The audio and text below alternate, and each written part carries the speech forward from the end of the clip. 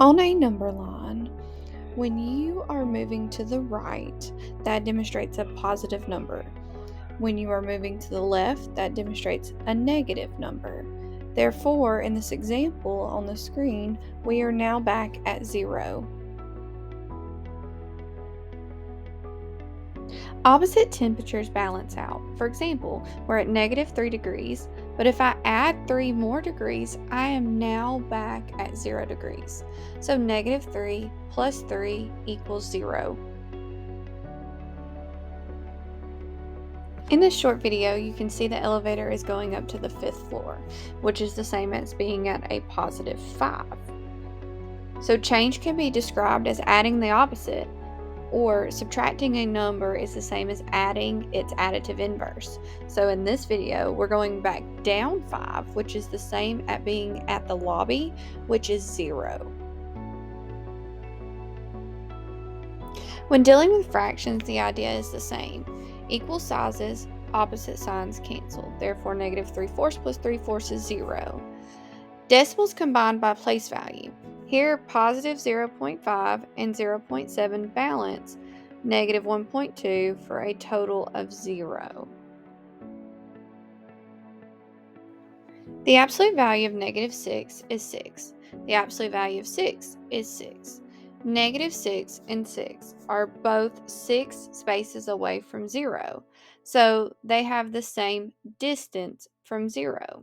So absolute value measures the distance from 0, which is always positive, and this is helpful when comparing changes. Here's a question for you to try. -4 plus what gives me 0? And think about this number also equals a positive 4. To find a number's additive inverse, think what brings me back to 0? So I'll give you a minute to try to solve this problem.